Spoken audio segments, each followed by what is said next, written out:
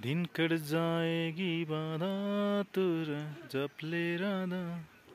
Hello नमस्कार शुभ बिहानी।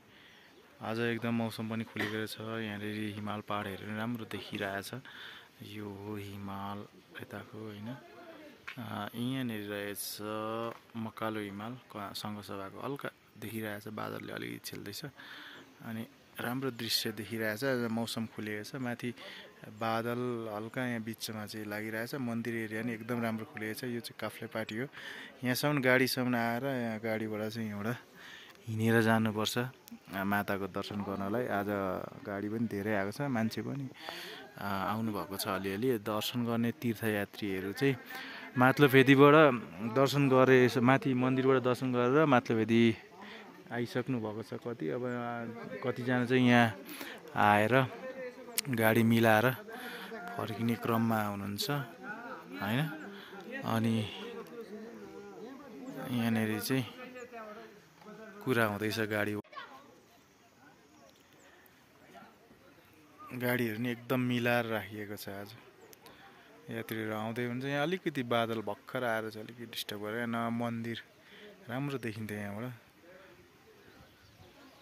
यता पनि गाडीहरू राखेको छ नअटेर होइन। बिचमा चाहिँ हुस्से आएछ हौ। माथि मन्दिरमा पनि छैन नि, यताबाट आइरहेछ क्या यो फाखोला साइडबाट।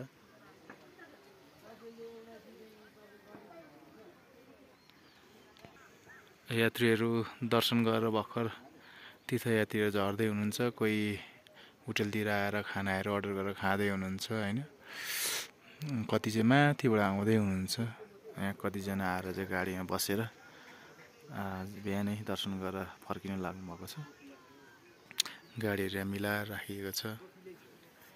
ड्रेसिङ कभरिङ मिलाएर कस्तो राम्रो देखिन्छ है। यो माथि यो ट्रस हो होइन। यहाँबाट चाहिँ तपाईँ हिँड्दै जानुपर्ने हुन्छ। अहिले बाटो पनि यहाँको पनि पानी परेको छैन 2-3 दिन भयो। त्यो बाटो एरिया पनि हिजो अस्ति चाहिँ लास्टै हिलो थियो, पिचोक थियो, गाडी डुबेर ल्याउनु भयो। त अहिले सुकेको छ, अलिक सुकेर चाहिँ अलिक राम्रो भएको छ बाटोको अवस्था। बाटोमा जस पहिलेको जस्तो हिलो छैन, अलिक छिटो पनि आइन्छ, अलिक सजिलो सहज पनि भएको छ अहिले चाहिँ बाटोले। गाडीहरू त्यति हिलो पनि देखिँदैन, सुक्खा सुक्खा छ। न त यहाँको गाडी सबै हिलो हुन्थ्यो होइन। अहिले चाहिँ सुक्खा भएको छ, राम्रो भएको छ बाटो पनि। कोही आउँदै हुनुहुन्छ भने यो बेला राम्रो छ, आउनु होला दर्शन गर्नलाई। एकदम खुलेको मौसम पनि छ, बाटोको अवस्था पनि राम्रो छ। यहाँ सुकेटारबाट यहाँ आउने बाटो पुरै अफ रोड थियो, अहिले चाहिँ पानी नपरेको कारणले सुकेर राम्रो भएको छ है।